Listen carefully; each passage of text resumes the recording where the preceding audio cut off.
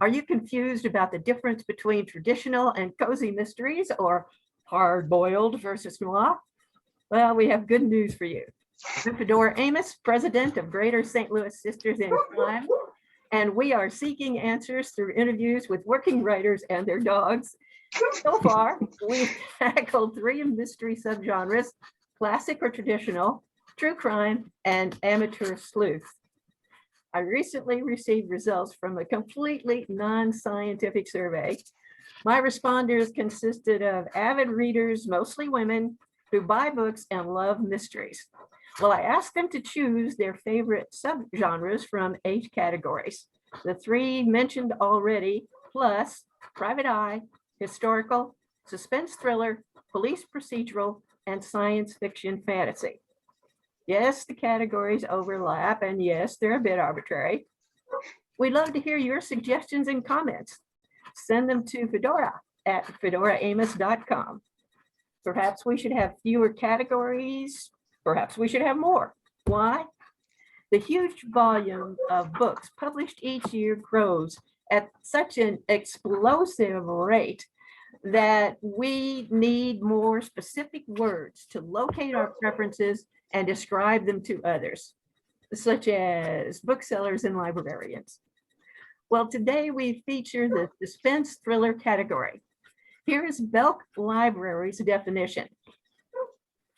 Thrillers have a basic set of structural components, such as threats to the social order, heroes and villains, deduction, and resolution. Examples are Patricia Highsmith's Ripley novels. Now, I think that sort of missed the whole boat when it comes to suspense. So Sync has a new definition. Suspense thriller mystery keeps the reader anxiously awaiting something terrible to befall a likable protagonist. The hero / heroine must find and thwart the villains to survive and to achieve a justice, or at least resolution. Well, right now, we're going to explore the meaning of my survey's 3rd most popular category with both men and women, suspense / thriller, with Laura Stewart Schmidt. Laura is a lifelong reader who was inspired by good books for bad children, such as Harry the Spy and Otis Spofford. Now, I've got to say that I have no idea what Otis Spofford is, so she's going to have to tell us about Otis. Some of her earliest influences include Agatha Christie, Phyllis Whitney, and Joan Aiken. She has a degree in political science with a minor in criminal justice, naturally, from the University of Missouri, St. Louis. Laura worked for several years as a community education coordinator, encouraging parents to read to their children, quite laudable that, and setting up reading clubs for middle school students. Laura spent 2 years as a family court advocate for at-risk youth and parents suffering from substance addiction. She also worked at an agency offering one-on-one support for children and adults with developmental disabilities. She's a member of Sisters in Crime, the St. Louis Writers Guild, the International Thriller Writers, Inc., and the Society of Children's Book Writers and Illustrators. Well, Laura, how did it come to be that you are a writer? You made me sound pretty impressive, I have to say. Well, as you mentioned, I was a lifelong reader, and I was the kind of kid who would get in trouble for not doing my school book, but having a book in front of me instead. In fact, I mastered the ability to hide a book behind my schoolwork, and I only got busted doing that one time, and I was lucky I got the book back. So naturally, from that point, it was easy enough for me to think that I wanted to do my own writing. When I was a child, I was a big fan of, and they don't have these anymore, but like the House of Mystery type comic books or Unexpected, where they weren't mysteries as much as they were kind of tinged with supernatural. And they were always the kind of thing, like you mentioned with suspense, where you know something's going to happen and you're not 100% sure what it is. And those were huge to me. I loved those. There wasn't much for me to read once I outgrew Trixie Belden. So by the time I was 11 or 12, I was reading adult mysteries. And some of those were appropriate for my age group and some of them were not. So one of the things that I really like to see is people writing age appropriate mysteries for kids who have outgrown chapter books or middle grade, but they're not really maybe ready for something like this fellow right here. This is a little bit intense, and I don't think I would want a 12-year-old reading that. However, it's a fabulous example of how to set a suspenseful tone. Well, since you write thrillers, I can't resist saying this. Did the devil make you do it? Did the devil make you write mysteries? I think the devil works pretty darn hard with me, but I'm the kind of person who always came up with quirky ideas that other people would look askance at me. I have a couple of stories that I've never dared to show to anybody because I would probably end up in the nut house. These days with kids, if they write something really creepy in their English classes, they can get in trouble for that. And on the one hand, you kind of sympathize, but on the other hand, I think, well, what was I writing at that age? People were getting shoved off of cliffs and, witches were putting spells on people who were mean to them. And that's exactly what writing is for, especially for a child. I think it's an outlet of the what if shows up on paper. And so you don't have to do the what if in real life, if that makes any sense. Oh, sure. Do you write every day, or do you write in large blocks, or do you go to a friend of mine actually does this. When she's on deadline, she goes to a motel and doesn't see anybody for weeks until the thing's finished. So how do you write? I love that idea. Because my husband and I own our own business, I'm self-employed and I work from home, which is fabulously huge for me. Because I can pretty much set my own schedule. I tend to write in blocks, not necessarily every day. There are days I need a break, but and during those days I'm not necessarily off. The story might be incubating.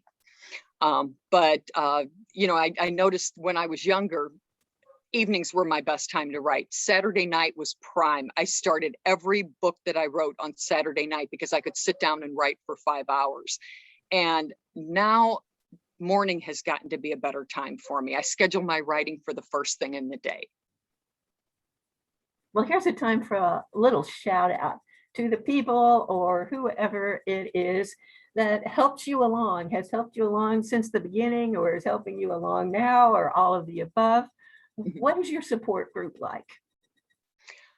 Well, I have to admit that I need a lot of support.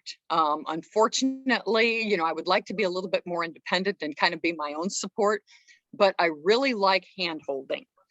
And I cannot stress to the people watching how important it is to support your fellow writers. This is not a zero-sum game. We can all be successful.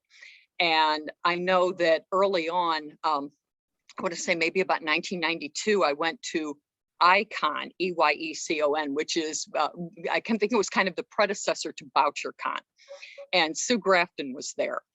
She was so nice and so gracious and so wonderful to an obviously young and unseasoned writer. And she didn't mind being pestered with questions. One of the most notable things that she said to me was she had struggled with her own voice early on. And she said, you have to write in your own voice. It has to be you, or it's not going to come out right. And once it is you and it comes out the way you want it, if somebody else doesn't like it, bleep them. Only she actually said the word. I was a little bit surprised, but and of course, obviously Sue Grafton was in a position to be able to say that, but I also get her point. I think if you try too hard to be what other people want you to be, you're not going to be successful. And, you have to dance like nobody's watching, to use the old expression. Both my dads, my stepdad who raised me and my biological father, each did something very kind for me early on in my writing. My dad one day walked me up to the newsstand, and this is my stepdad, I'm sorry, walked me up to the newsstand and bought me my first issue of the Writer magazine. I still have it on my bookshelf. My father, about maybe a couple of summers after that, when I was visiting him, he took me to the bookstore and bought me a writer's market. And of course, it was years before I was ever going to be able to send anything off to anybody, but just the idea that he was taking me seriously as a writer. So that was a big deal. Indeed, that sounds wonderful. And I certainly agree with you that writers are supportive of other writers, because this is a very lonely kind of occupation for the most part. So when we get together, we do talk shop, and that is a good support too, because we know that we are not alone in this, even though we are alone in this. And so it gives you a lot of moral support, I think. It does. In addition to that, to asking questions, as you did with Sue Grafton, what other advice would you give to aspiring writers? Well, some of the best advice I've been given is the plain old butt in chair. I always tell young writers, finish what you write. It is so much easier to work with a finished product, no matter how sloppy your first draft is, and it probably will be, but you can work with it a lot easier than you can work with something that's up here, or that's a big pile of papers on your desk. That is about the biggest advice. Obviously, never give up. I was, let's see, how old was I? I think I was 51 when I got the contract for my first published book. And I'd been writing since I was 11. If somebody had told that 11-year-old child, it's going to take you 40 years, I probably would have given up and gone back to being a musician. But just, it took me a little while, as one of my friends very gently said to me, sometimes it takes you a while to have something to say. And I'm not saying that it's going to take everybody until they're 51. Most people, it probably won't. But you've got to be prepared to slog on no matter what happens. Absolutely. And have faith in yourself. Absolutely true. Absolutely so. And never throw anything away. Never, ever, ever, ever, ever throw anything away. Because all three of my published books were stories that I had written years ago and didn't quite know how to set the spark to. Well, let's talk about some of those stories. Yes. I just finished this one.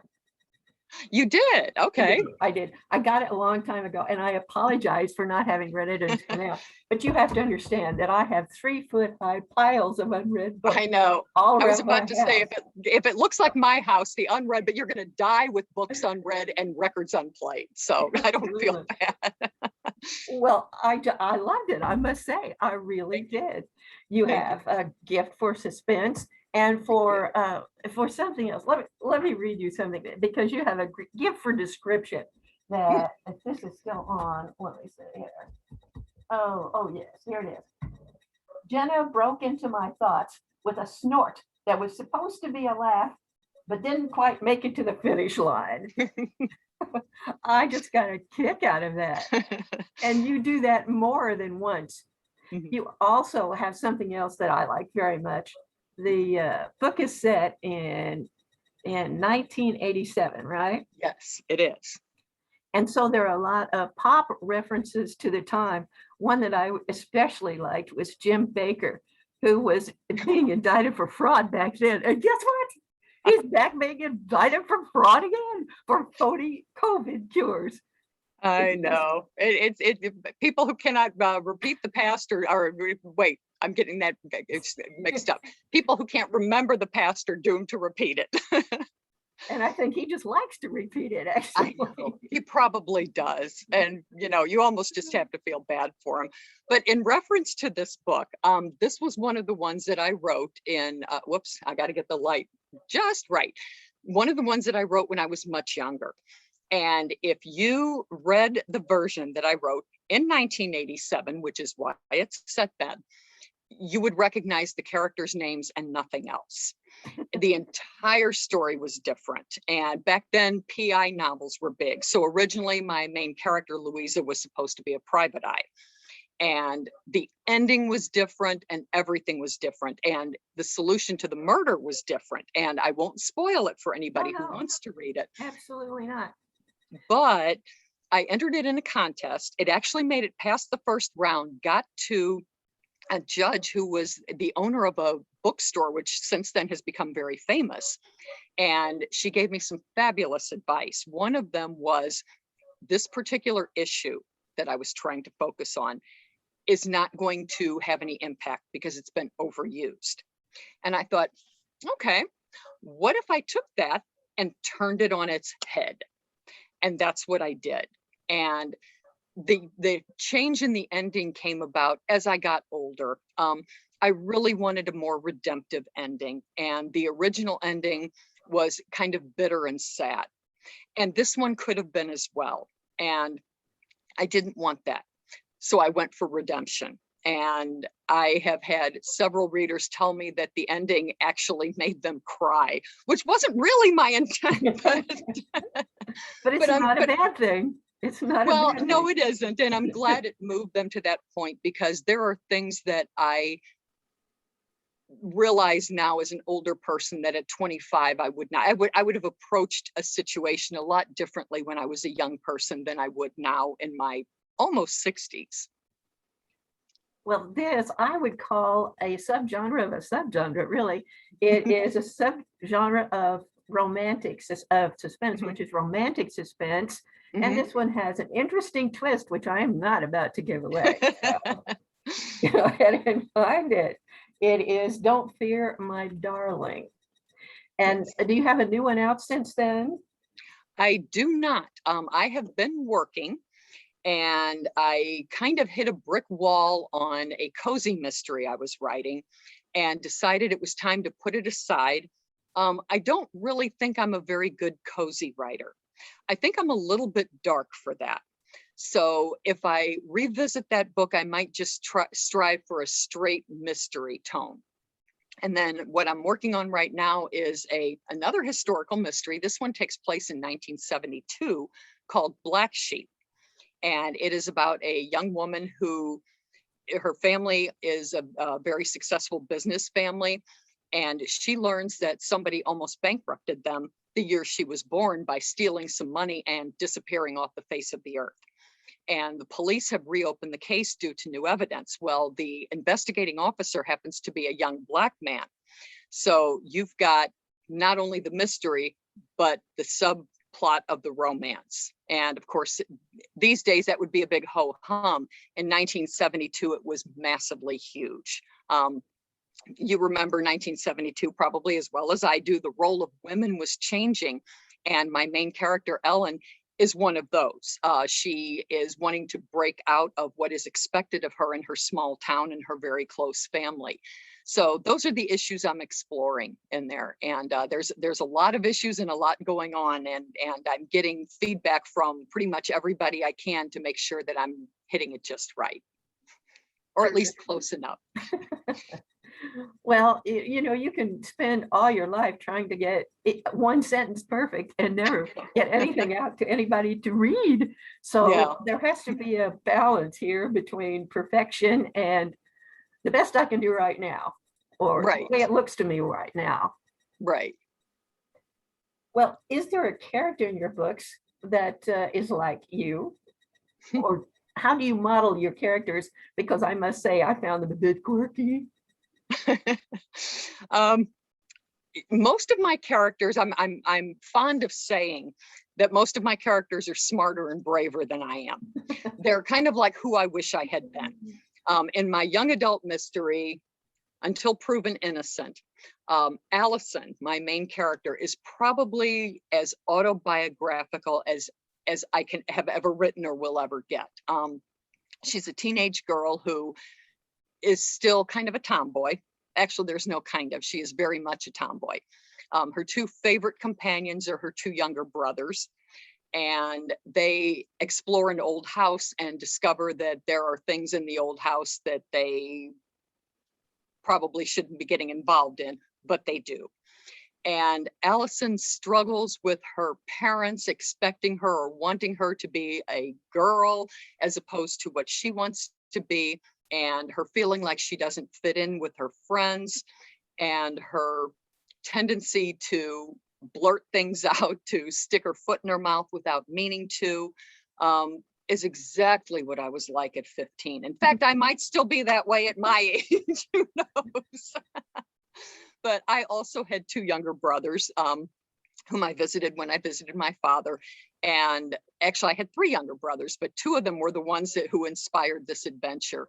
And that's why the book is dedicated to my brothers. I told them, I hope that you see yourself in the best of these boys in here, because that's what you were to me. And they made summers fun. Let's get back to the definition, our new definition, Yes. and see if you have any comments that you'd like to make, how you like it, how you don't like it, whatever. Okay. Suspense thriller mystery keeps the reader anxiously awaiting something terrible to befall a likable protagonist. The hero/heroine must find and thwart the villains to survive and to achieve justice, or at least resolution. What do you think of that? Once again, this is why I have this book here in front of me. This guy is an absolute master at that. And this is probably the best book that he's done of doing exactly what you just said. If you think about what's going on in Misery, and for those who haven't read the book, what happens is the main character, Paul, is a famous author who has just finished a book he expects to win the National Book Award. He goes driving around in his convertible, or a Camaro, I don't know, it's some kind of car that you really shouldn't be driving in Colorado in a blizzard, and wrecks his car, and is rescued by a nurse who describes herself as his #1 fan.